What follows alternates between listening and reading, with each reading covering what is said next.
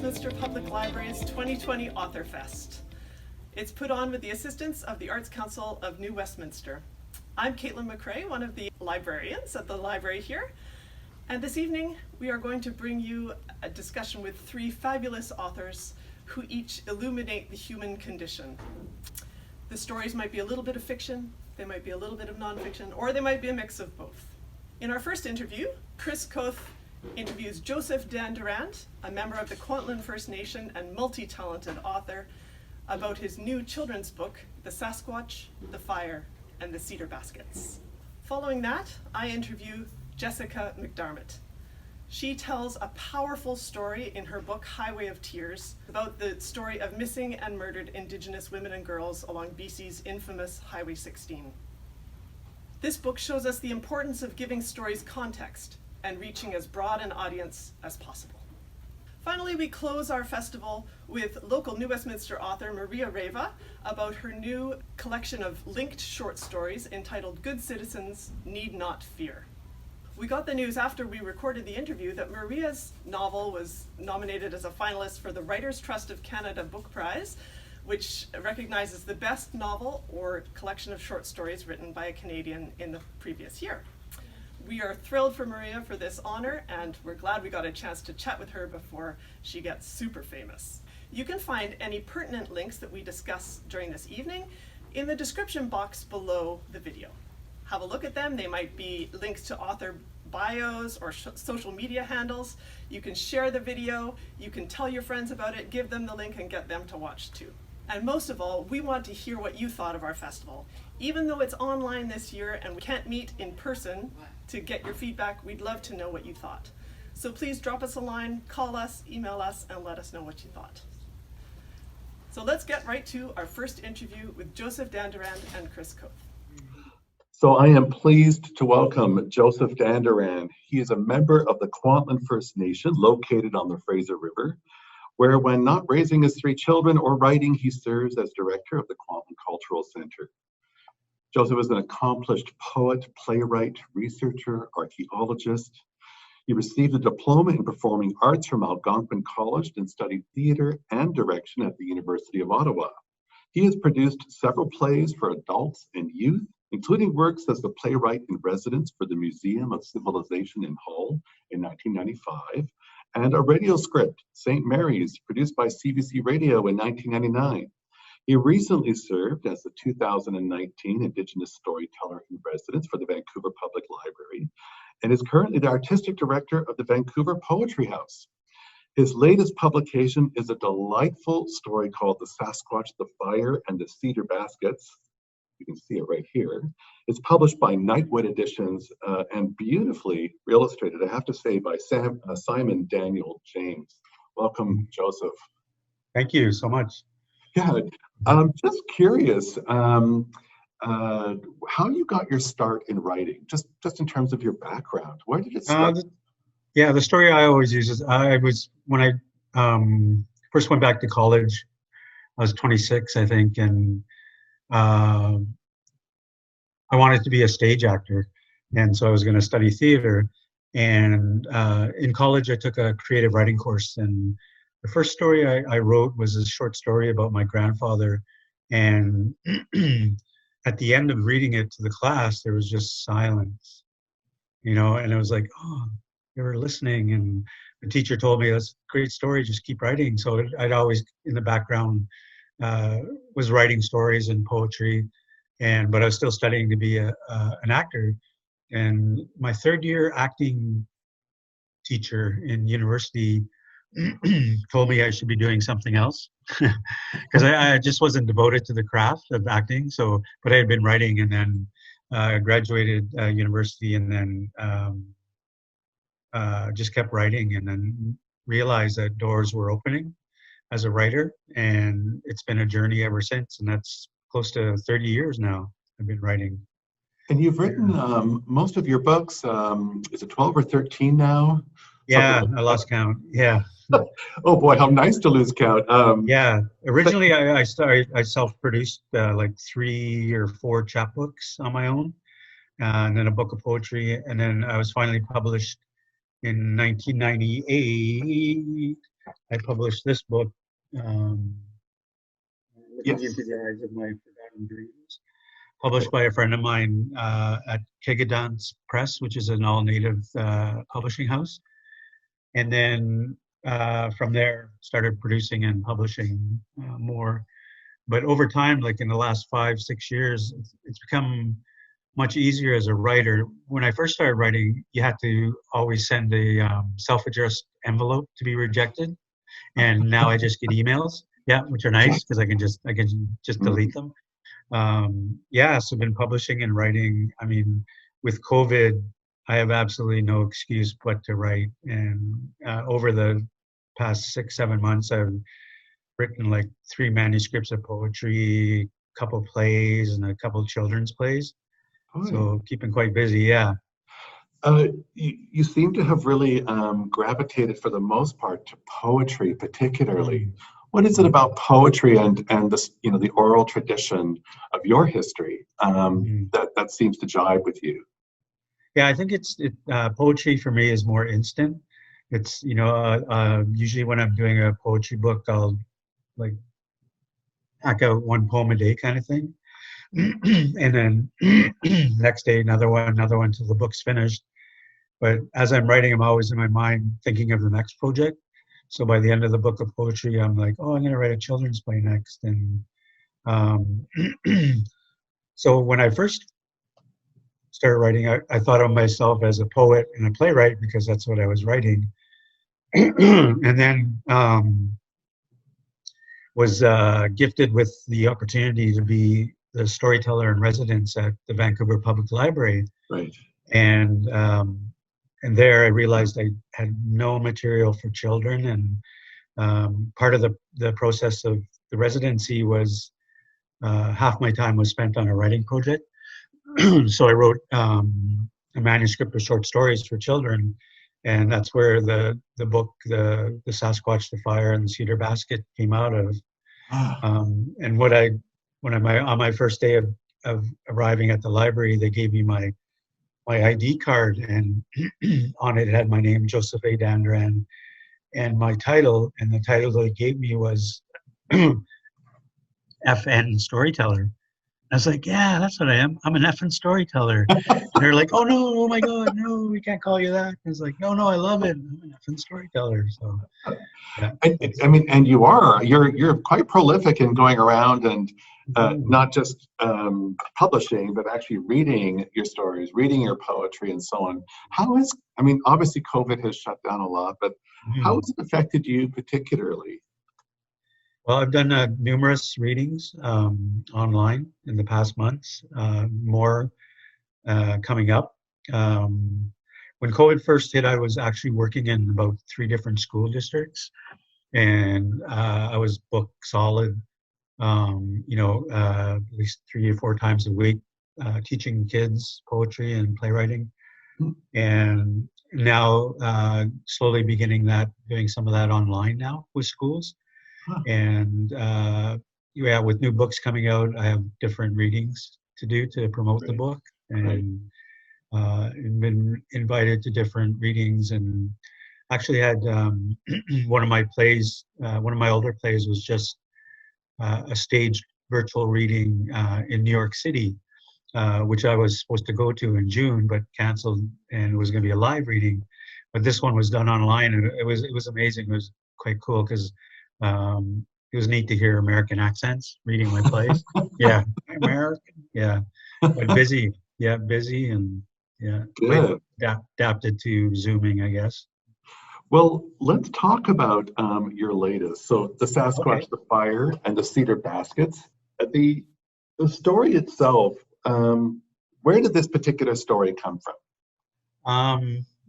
I use a lot of. Last couple of years, I've been using Sasquatches a lot. I just find them so amazing, and I had the idea of giving them almost humanistic traits, and there's all this mystery behind them. Our people see them as this mythological character, and people say that you'll probably smell them before you see them, kind of thing. But it's good luck if you see them. Yeah, I just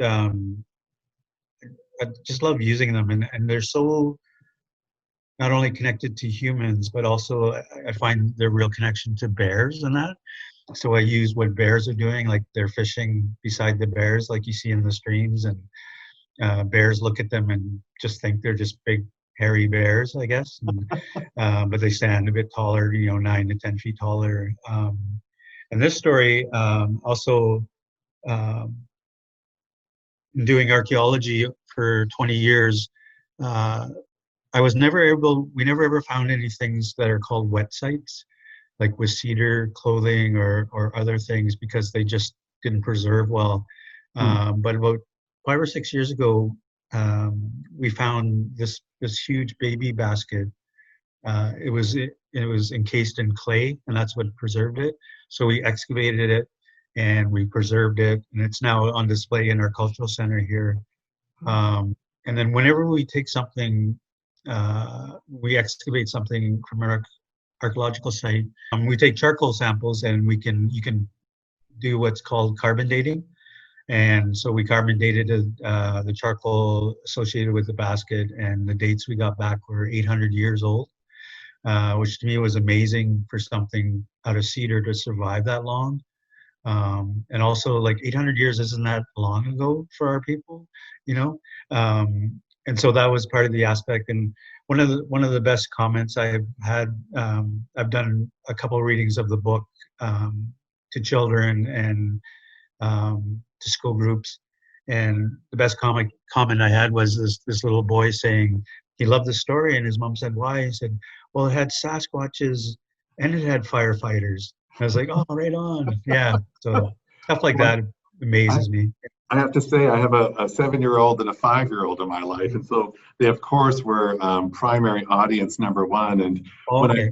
when I read them the story, they instantly were alive with questions. "Oh, I heard about Sasquatch. Can we go see one? And Oh, where is it? But it's actually a very charming story. Sasquatch meets another Sasquatch. They have a yeah, little falls in love. baby, falls in love. They have a baby girl. And all these fires, very timely. We're filming this at the time when we're Yeah, inundated with smoke from wildfires, and yeah. then saving water in cedar baskets. He Yeah, managed. oh yeah. Things like that are like, I consider my gift a gift. I don't know where these stories come from sometimes, but they just sort of flow out as I'm writing in the process. Yeah, yeah. Are you able to read a little bit from? Sure.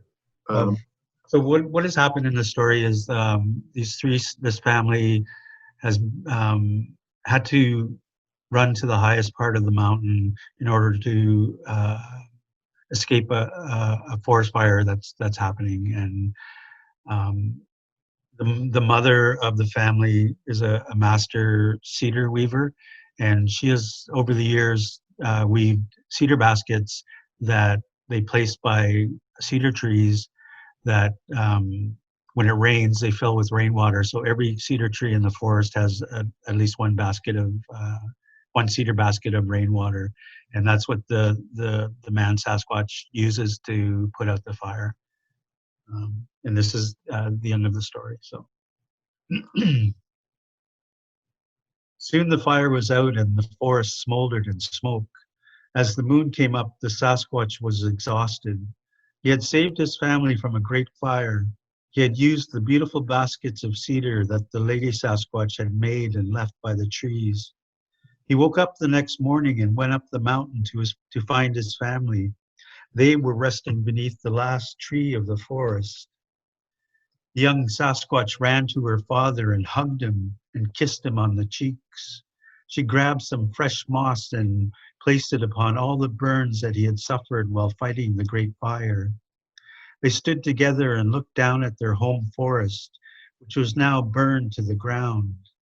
As they hugged each other, they looked to the sky, and there they could see thousands of butterflies, each one a different shade of brilliance. oh, Joseph, thank you for that.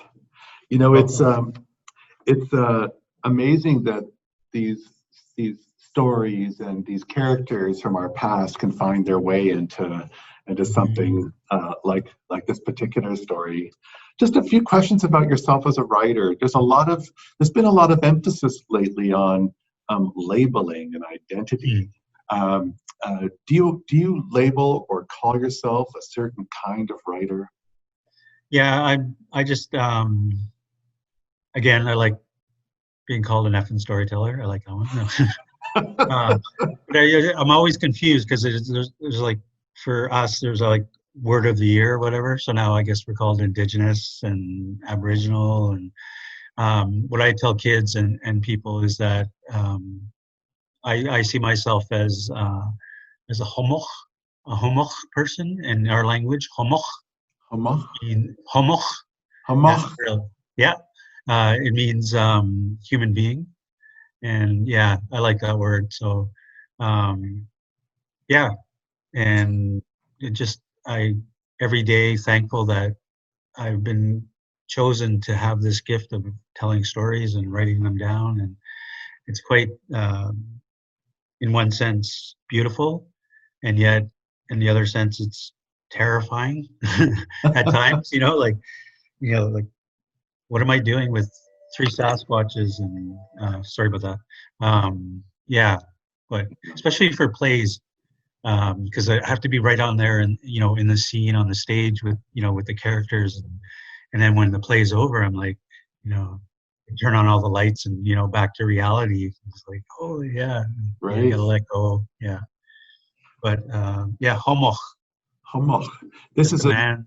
Yeah. It's a great new word for me to learn. Yeah.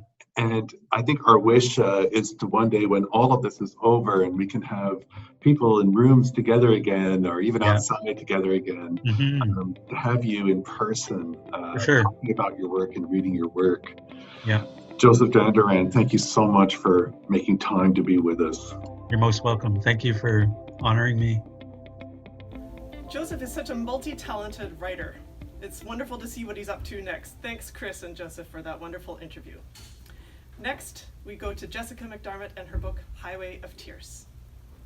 Here with us today is Jessica McDiarmid. She is a Canadian journalist who has worked across North America and in Africa, writing for publications such as the Toronto Star, the Associated Press, Maisonneuve, and others. She has a journalism degree and an MFA from the University of King's College. And we're here today to discuss her first book, which is called Highway of Tears. Here it is. Hope you can see it. This book is really an incredible testament to strength and resilience, and also the tragic stories that have come from the Highway of Tears, which is Highway 16 in northern BC. I think the book is really encapsulated by the subtitle, so I'll just read it for you. A true story of racism, indifference, and the pursuit of justice for missing and murdered Indigenous women and girls. So I think this is really necessary reading for all Canadians, and especially those of us who live in British Columbia. So thank you for joining us today, Jessica. It's really great to have you with us. Thank you so much, Caitlin. It's a pleasure.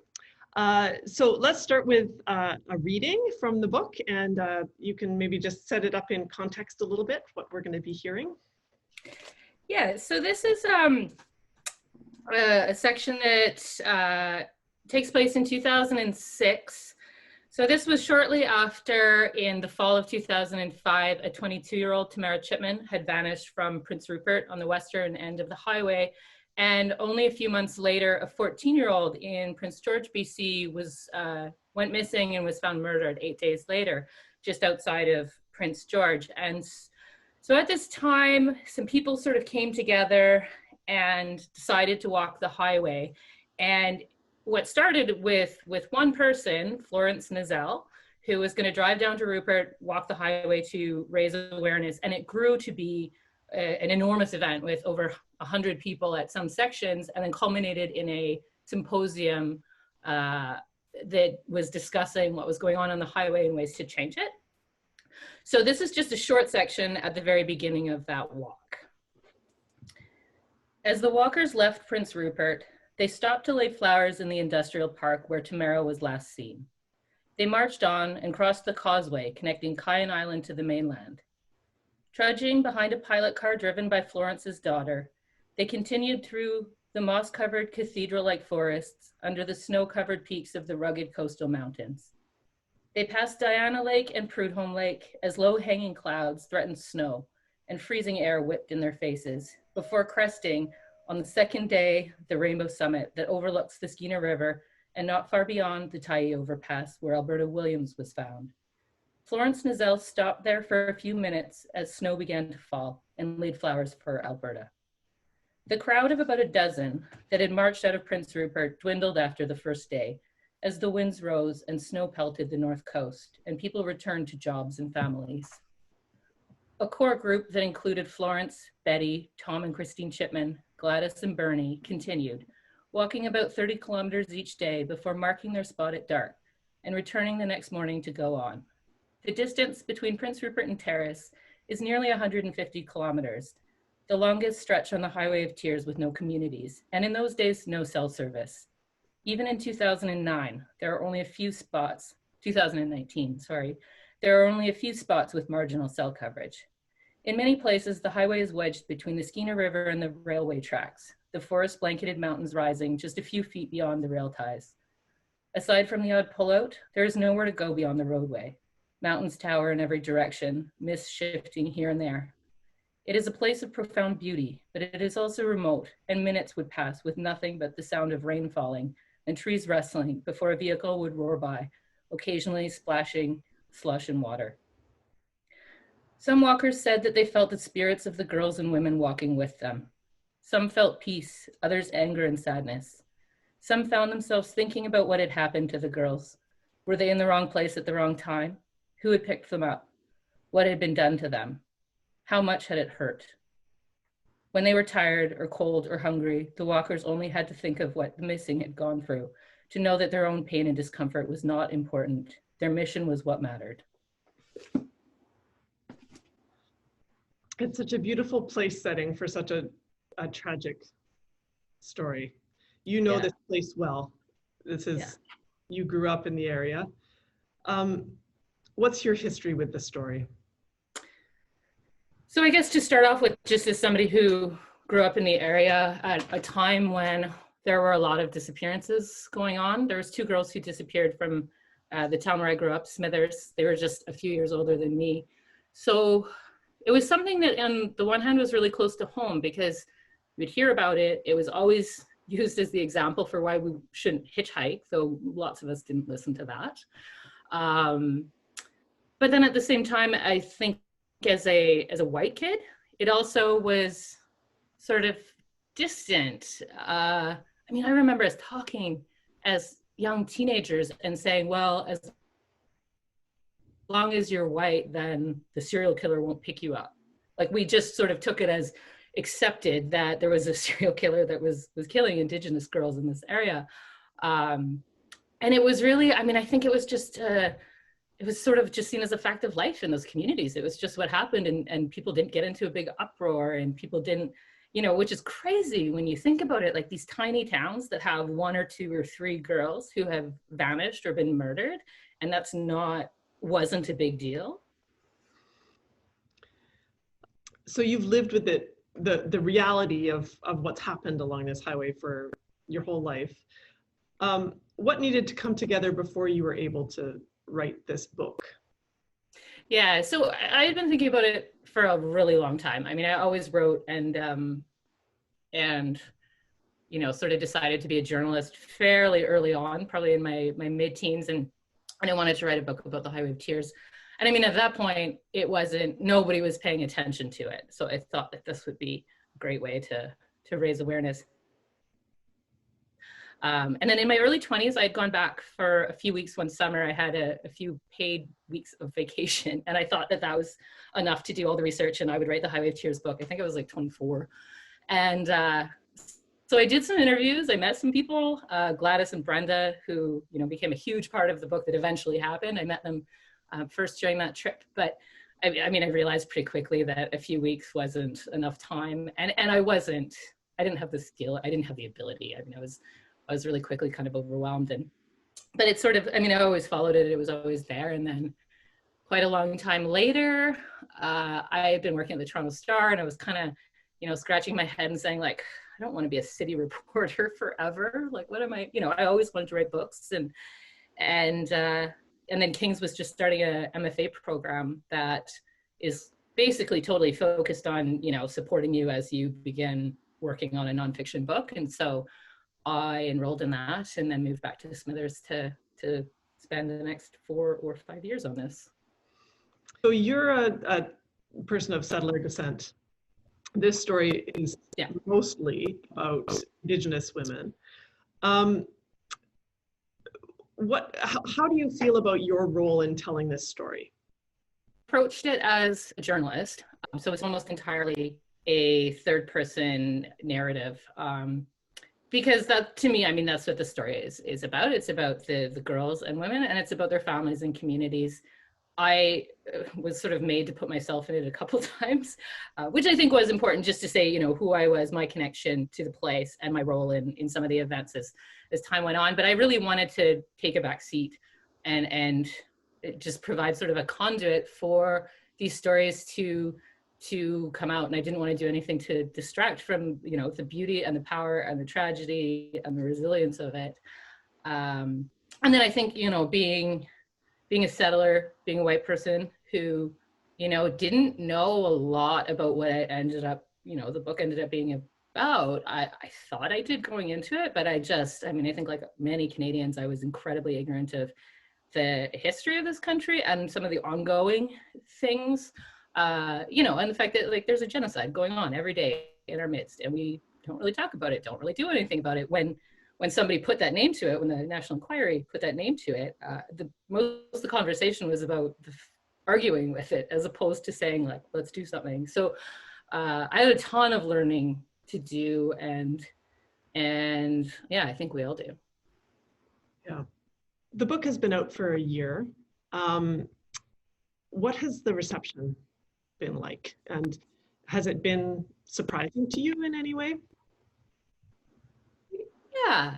I mean, I think the thing that was most important to me was always that this did no further harm, you know, that it properly told the stories, that it honored the families. And so when it came out, I was really, really scared about what families and communities what their response would be. And it's been so positive and so supportive. And, you know, they've really become, like, they've been real champions of the book and really helped me with some of the sort of publicity stuff and awareness stuff. And, you know, that's been a really incredible experience. And I'm just, so grateful to everybody who's, you know, part of this. And then, yeah, I guess in the, like, sort of outside of that, it's been really cool, actually. I mean, it was a finalist for the RBC Taylor Prize Award, which was, like, totally stunning to me, as well as a BC Yukon Book Prize. And so, yeah, it's been really, really cool. It's great. You say you've been, you know, helped by the people whose story you're telling, and really their understanding of the situation and their activism and their resiliency and their power has been a very long process. They've been, you know, living with this reality for decades, and their understanding as advocates, it must be humbling to be a part of. Yeah, I mean, it's an incredible thing. It's an incredible gift to be let into people's lives, you know, and to get to know them, and then to get to know their loved ones who, you know, have been murdered, is the honor of a lifetime. It comes through in the book. You can really feel that connection between you as the writer and the people whose stories you're telling. How are the families of the victims moving forward with their lives? They've lived with tragedy for many decades. do you see any difference in their coping mechanisms today than you did 20 years ago? It's really, it's grief and trauma. It's really different for everyone. So, I mean, I wouldn't want to sort of generalize on the whole. I mean, I think that for the people who have been working so tirelessly for years or decades to get change, attention, I mean, ideally justice, to find answers, there are moments of a lot of hope and some progress, and then there's also tends to be a lot of disappointment when there's a lot of promises made and broken. So the 2006 symposium that I mentioned, and I read the little bit of them starting that walk, resulted in 33 recommendations, which were endorsed by everybody there, including, the top brass of the RCMP and government ministers, and, the families had come up with them, and everybody swore that was it. They were going to implement all of these right away, and like this was the end of the Highway of Tears. And for almost 15 years later, most of those aren't in place. Then there was a national inquiry, and people again fought for years, decades, for a national inquiry into missing and murdered Indigenous women and girls. And then 2015, it was part of an election platform. People were really into it all across Canada. There was a lot of interest and support. The national inquiry happened. The report came out. What has happened since? Very, very little. And I'm afraid that, that report will end up just gathering dust on a shelf. And that's such a huge disappointment. And it's such a huge betrayal of all the families who worked so hard for it and then put so much into that inquiry. And exposed themselves and their own trauma so selflessly in a way to share that. It's a travesty to have it be discarded or ignored. So the book came out a year ago. Also, the report on the missing and murdered Indigenous women and girls came out approximately a year ago. The recommendations of that report were very similar to the recommendations that came out of the 2006 symposium. Many of the same ideas, things like we need a bus service and things that would help people get around safely or more safely. Many of these things do seem, as you mentioned, they do seem to be just sitting there, not actually having action happening. What's the role of citizens in making action happen for these things? To make it happen, and we can, I think people often, and I get this all the time, particularly from well-meaning white people who want to do something and don't know what to do. And each one of us, we can make a difference because if we care and we act and we voice that, then it causes authorities to change, right? So you look at the 2015 election where missing and murdered Indigenous women and girls became an election issue, and that was part of the Liberals' platform that got them a majority. And, for a year or two, there was a ton of public support, and the RCMP released, some data in numbers for the first time ever. And there was a whole bunch of movement for a couple of years, but then it sort of falls off the public radar. And then all of the sort of authorities and systems can just relax back into the status quo. So we can all make a difference by just being engaged, and learning, like read the National Inquiry report, read the TRC report, follow these stories, share the stories when there's a story of, I don't know, like police abuse or there's somebody missing, like share it, get involved. And if enough people do that, then it will change. Mm-hmm. It's a time in our world of increased calls to restrict police powers, defund the police, reimagine how the police function within our communities. Do you think there's a place for the RCMP in BC? Do you think it's an institution that can be reformed and perhaps to what it's what a modern idea of policing should be? Yeah, I I don't know, but I mean, what I do know, what is incredibly clear is that there are major problems when it comes to policing in Canada and when it comes to the RCMP, and certainly in British Columbia and in the communities along the Highway of Tears. You know, there is a long and really troubling legacy and present of, you know, neglect and abuse. And it's so a lot of things need to change. It obviously has to go beyond, you know, once in a while there's an apology or there's a promise to do better, or there's an incremental change. Like, this really, really, really has to be rethought. Exactly what that would look like, I don't know. After the symposium that I mentioned, around that time, the RCMP struck a task force called IPANA that was investigating some of the Highway of Tears cases and then some other long unsolved cases from elsewhere in the province.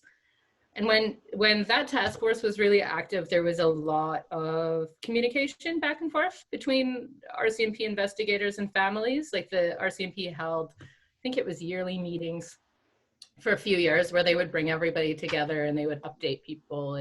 But that really faded as the task force sort of wound down.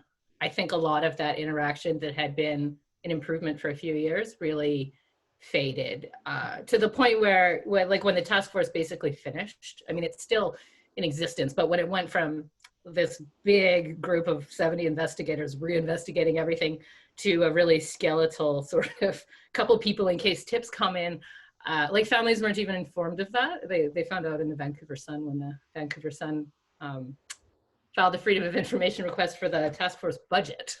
So yeah, I mean, I think since then there's not a lot. And maybe in some individual cases there is more interaction depending on, you know, who the officer is, probably, but not, I don't think there's a big sort of enforced thing. What's your biggest takeaway from writing this book? You know, I think it's a lot of what we've been talking about, you know, that we have some really, really deep and troubling and profound problems in our society that are, you know, deadly to some people, really, really damaging some people, some communities. And while other people who aren't affected can just carry on very happily and hardly even know it exists. And that's a problem, you know, and it extends beyond just this issue. And it's something I think we all need to be paying a lot of attention to and working to address. It's very, especially in an issue like this, which is really it's as much a geographical issue as it is a racial issue or a community issue, that it's very easy if you're in the Lower Mainland or, you know, in one of the urban centers to not have the kind of understanding that this kind of reality of the people that live in these communities exist with every day. And it's very, very easy to ignore. You think, well, just get in the bus. Well, okay, but there's yeah, you know, yeah. Call for help. Yeah. Like cell service. It is, you know, but it's funny because I think a lot of the themes like racism and like indifference and like the ability for some people to not even notice what's happening to others around them is, and missing and murdered Indigenous women, girls, is very much not confined to rural areas. You know, these things exist in different forms everywhere in this country. And so, you know, wherever you are, there are things that can be done. Have you felt the impact of doing the work of writing this book, of making these community connections? Have you felt that on your other work that you've been working on since this book came out? To be honest, I haven't done a lot of other work. I'm just sort of in really early stages of thinking, working out next books, next projects. But I mean, certainly like this will have a big impact. I learned a ton. I mean, I learned a ton about issues, and I also learned a ton about just what it is to write a book, which, you know, I think most of us go in pretty blind. And so, yeah, I mean, I definitely feel like future things will be very informed by this in a really good way. I mean, it's something I can build off and hopefully sort of continue. Do you think that this story will be with you for the rest of your career in a way that it's something that you might revisit? Oh yeah. Yeah, I mean, I'm still in touch with pretty much everybody that I worked with on the book pretty regularly for the most part. I mean, like lifelong friendships were born. And yeah, and I mean, when you spend this much time on something, it's always going to be really close to your heart. And I think there's other like things that could be done. Yeah. So. Well, thank you so much for joining us today, Jessica McDiarmid. It's been a real pleasure talking to you and learning about the process of writing this book, Highway of Tears. We do have it at the library. Come and join the waiting list or get a copy at your local bookstore. So thank you so much for joining me, Jessica. Thanks so much, Caitlin. Bye-bye. Bye. Thank you, Jessica. That's brave and important work. I hope you enjoyed the interview. Next, we turn to Maria Reva. I hope you enjoy her interview with me. She has such a sparkling personality. It really comes through on the interview. Well, we're very thrilled to be here today with local author Maria Reva. She is a resident of New West, and we're thrilled to have her here to talk about her new book, which came out this spring. The book is called Good Citizens Need Not Fear, and it's a linked short story collection. It was published in March. And Maria's other stories have appeared in The Atlantic, McSweeney's, Granta, the Journey Prize stories, and the Best American Short Stories.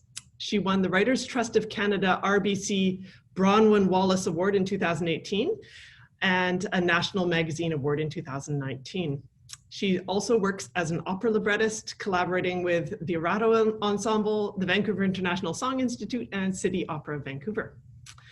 Maria was born in the Ukraine and grew up in Vancouver, the Vancouver area, and she received her MFA from the Michener Center for Writers at the University of Texas. So we're thrilled to have Maria here with us today. This is the book, Good Citizens Need Not Fear. I read it. Oh, she's got a hard copy. That's great. I read it as an ebook. I also listened to it as audiobook. So you have all of your formats available, however you want to consume this book. So we're going to start. Maria's going to do a reading from one of the stories, and Maria, I'm going to let you set that up. Awesome, thank you, and thank you so much for having me. I love New West Public Library and the Arts Council, New West. My first experiences with the arts was through both of those organizations. So thank you so much for having me. It means a lot. So I love that I can just walk to this library too. It's so close to me. Yeah. So the excerpt I'm going to read from, it's called Letter of Apology, the story, and it is about a Secret Service agent who is tasked with retrieving a letter of apology from a poet who uttered an off-color political joke in public. So because these are the sort of the last years of the Soviet Union, the Secret Service can't outright arrest him anymore. They're supposed to be more gentle, more generous. So he's instead having to re-educate him. So this is the first time that he approaches the poet. It's at the poet's dacha, or his kind of cottage. And it happens to be flooded, which is why everyone in the scene is sitting in a rowboat or on top of a table. So a little bit of context. I had conducted dozens of these conversations before, and always began from a friendly place, as if we were two regular people, pals even, just chatting. Quite the flood, I remarked. Yes, confirmed Konstantin Ilyich, that's the poet, the flood. I'll bet the children love it here. No children, he said. Usually there were children. I stretched my legs out in the rowboat, which upset its balance, and jerked them back. No parents, grandparents, aunts, or uncles either, said his wife, Milena Markovna. Her upper lip curled, the beginning of a sneer, as if to say, but you already knew that, didn't you? There had indeed been mention in the file of a mass reprimand of Milena Markovna's relatives in the 50s, but amid all the other facts about all the other residents of Kirivka, with all their sordid family histories, The detail had slipped my mind. Still, did the woman have to dampen the spirit of the conversation? Konstantin Ilyich broke the silence. So what's the joke? I hadn't made a joke, I said. No, the joke I supposedly told about the party. Already he was incriminating himself. The term I used was wrongful evaluation, but thank you for specifying the offense, Konstantin Ilyich. You're welcome, he said, unexpectedly. What was it? I cannot repeat the joke. I admit I had searched for it for Konstantin Ilyic's file.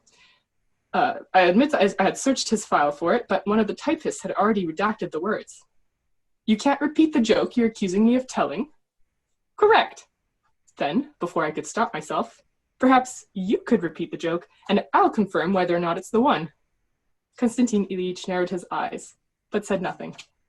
We aren't moving any closer to a solution. Tell me the problem first, he said. That's the excerpt. So these people are they're spinning in circles. There's this, the review of The Guardian calls it an institutionalized absurdity. It has elements of absurdity, it has elements of horror in a way, it sort of gets to that point. There's definitely images of Kafka, of Gogol, the characterizations. Do you think there's a particular type of Soviet surrealism or institutionalized absurdity based on real experiences?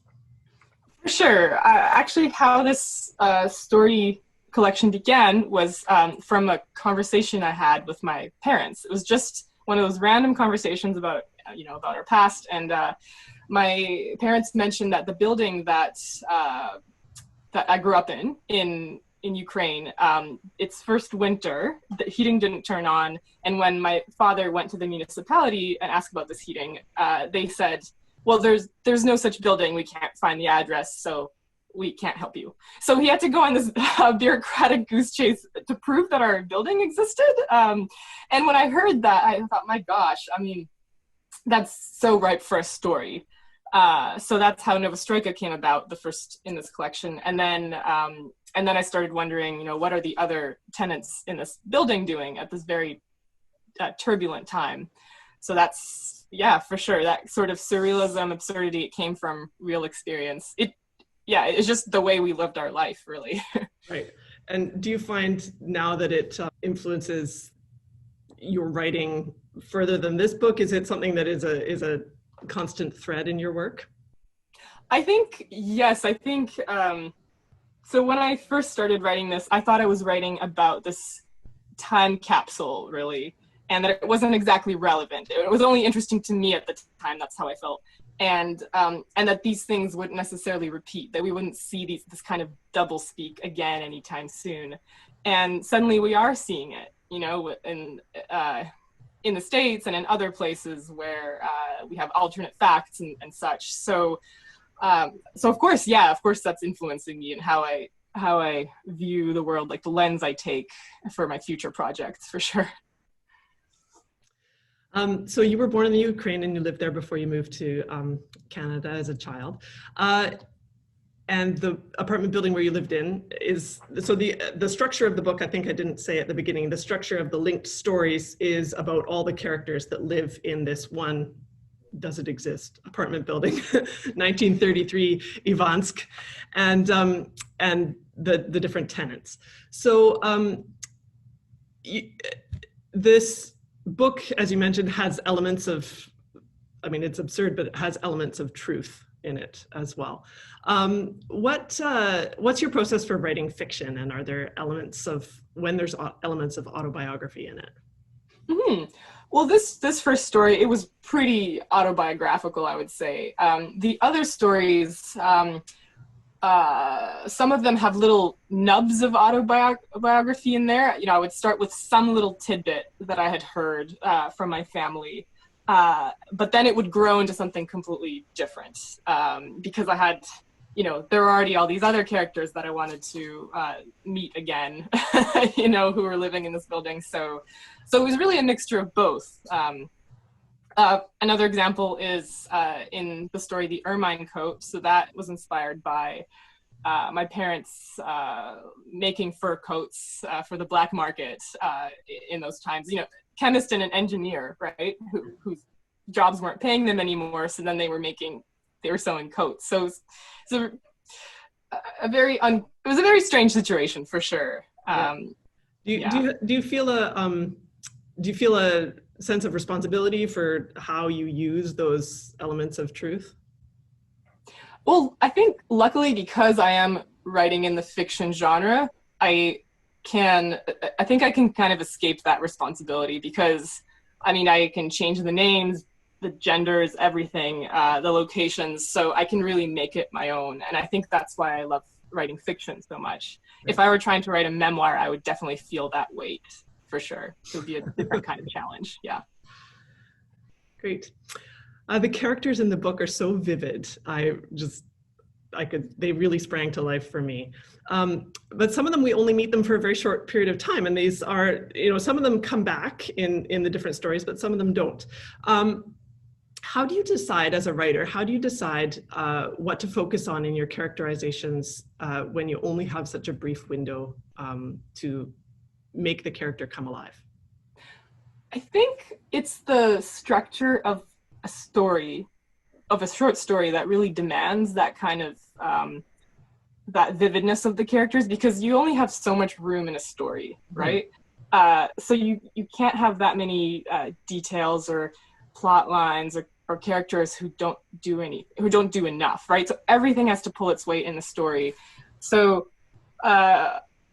characters kind of have to audition for their parts to be included, right? So often what would happen is, so often I'd have, through the drafting process, I'd begin with too many characters, and then I'd have to combine them into fewer characters. So kind of those vivid parts of the different people, I'd combine them into one part, and I think that helps make that one person more complex and colorful. I think maybe that's the process that helps there. Yeah. That's really interesting. I can see that, how it works. Thank you. Okay, so the book is split into two parts. The whole thing takes place in the late 1980s, but it's split into before the fall of the USSR and after the fall of the USSR. But there's also a lot of cyclical imagery that happens in the book. So we talked before about these roundabout questionings, but then there's also buildings that are used for, there's a monastery. It was a monastery in pre-Soviet times. It becomes an orphanage during the Soviet times. After the fall, it's abandoned. It becomes a life experience center. And then it becomes leased back to the monks at the end. So these things sort of come full circle. How do you see the cycling or the circular structure interfacing with the before and after the fall? What I was trying to show with structuring this collection as, before and after, was that some things changed and some things really did not. I mean, I know that's a really vague answer, but there was a lot of hope, I think, when people were protesting in the streets, that life would be completely different after the Soviet Union would fall, that, they would get this democracy and an equality that they didn't have, and that it would be more of a meritocracy than it was before. But that didn't really happen. So they went from one very brutal system, the communist system, to another very brutal system, this kind of jungle, unregulated capitalism. So I think that was really difficult to see. And that's when I was, when I was a kid in Ukraine, those were the memories I had of like that kind of free fall right after the collapse. And so combining that with this sort of idea of the cyclical nature of history, right? So, I mean, history does repeat itself. So if religion was repressed in the past by the Soviets, well, it made a resurgence, right? You can't repress it. People are spiritual. They need to believe. And so that cyclicality, and also the cyclicality of returning to autocracy, right? That's all happening again because we forget, because generations die, and we tend to romanticize the past with nostalgia. So yeah, it's like this tumbling forward in a circle. What do you think that the lessons that you're presenting in autocracy and living under authoritarianism have for us in the present moment? I think the lessons being that it can all happen very gradually.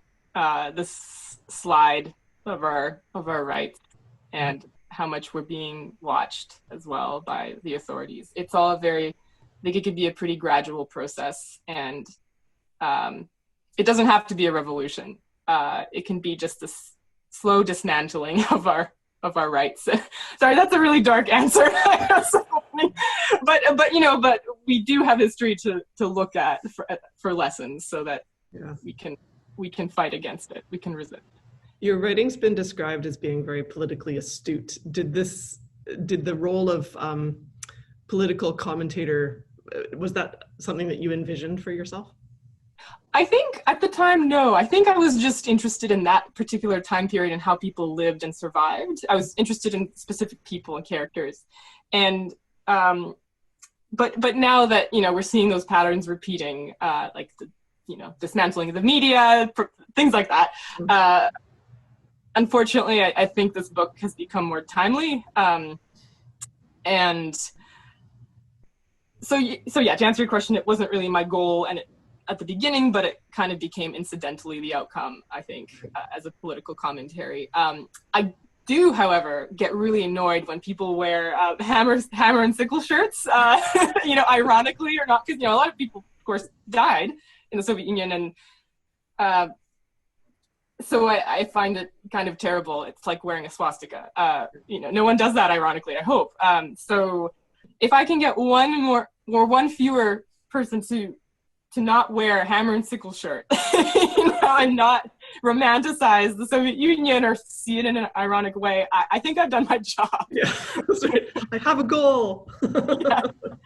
Yeah.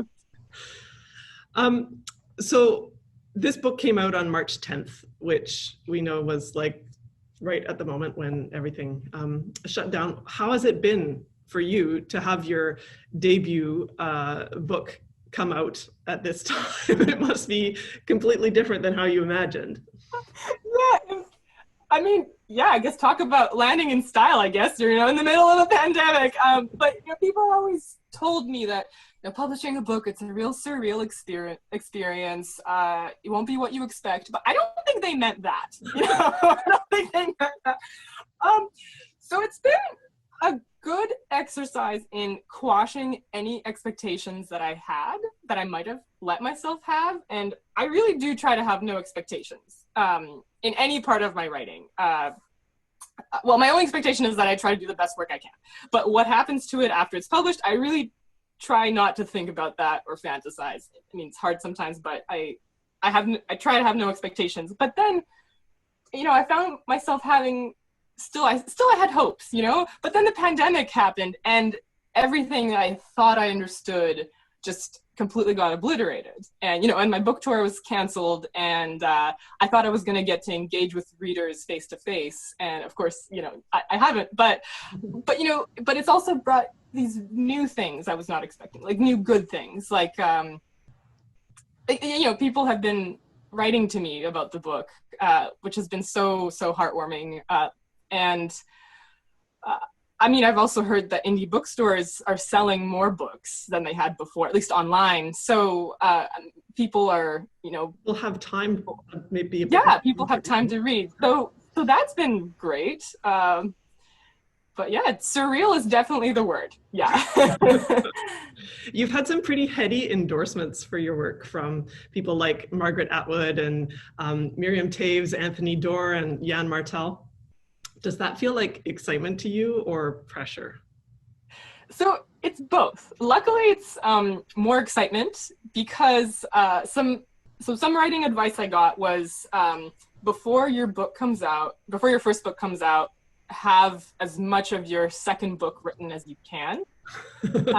So I had already written my first draft of my second book, which is going to be a novel. And so I'm so glad that I didn't have to generate new material after having all these amazing endorsements, you know? That's very, very good advice. I was rooted in something. Yeah. And so I just feel so, I feel so grateful for the kind of support that this book has received. And I really feel like I've been welcomed, you know, into the literary scene with these endorsements. It's been wonderful. Yeah. I'm so happy about it. Yeah. So you also work as a librettist. And in fact, that's how you and I first met. Before I was a librarian, I was a classical singer, and Maria has written some libretti that I did a premiere of a work with a group that I sang with. How is writing libretti different than writing fiction? It's so different. Yeah, so writing fiction is so isolating, right? You're just by yourself in a room. And then when you publish something, you don't know really how readers are receiving it unless they write to you. You're not in the same room as, you know, as them when they're reading it. And that's good for everyone that you're not in the same room, but imagine having the writer there. That would be awful. But you know, with libretti writing, it's such a collaborative process. You're working on just one piece of a larger work, right? The text, and then the composer comes in and they have their own vision and artistic expertise that they bring into it. And then the singers, you know, have their own just magic that they bring into it as well. So it's really lovely to be part of that collaborative experience. And also it's thrilling and both thrilling and terrifying to see how your work is received, you know, with a live audience. So you see right away what lands and what doesn't. And it's such a wild ride, for sure. And in terms of what libretti writing has taught me for my fiction, I think it's taught me really good lessons in pressure, because when you're working on an opera text, you have a deadline. You know, you have to submit it by a certain date so the composer can start it, so that then they can submit it to the singers. And you can't really fiddle around too much. You have to just hunker down and write this thing. And even if you're afraid of, you know, whether or not it's going to be any good, you just have to finish it. And I think that's really helped me with my fiction. I guess the process of drafting is different too, because when you send off, I mean, obviously you can change some things after you've sent off the work to the composer, but you can't ball it up and just start over. Yeah, luckily I haven't had to do that. Yeah, there's certainly you know, changes that take place between the composer and myself. Yeah, but yeah, I mean, the main arc has to be there, I think. Yeah. So tell me, you said you had a second book, first draft written.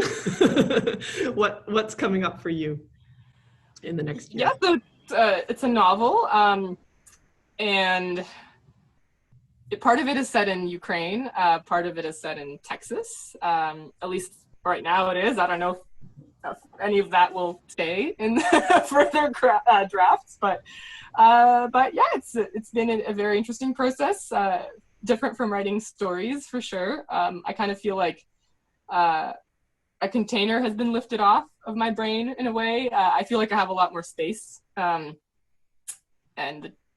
it's been a very interesting experiment for sure.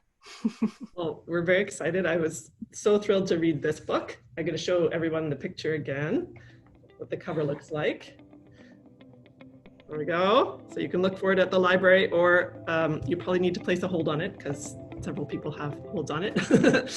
All right. Or you could go and buy your own copy. So I want to thank you, Maria Reva, for joining us for this conversation. It's been a delight to talk to you. And thank you again for having me. Bye. And that concludes our evening. I hope you enjoyed it. Please watch the other episodes if you haven't seen them already. The links are below in the description box, as well as any links to author bios and other information you might want to check out online. Again, do get in touch with us, share your feedback. We'd love to hear what you thought. And thank you so much to the Arts Council of New Westminster, who helped us put on this wonderful evening and series of 3 evenings as an online event. Thanks for joining us. We look forward to next time.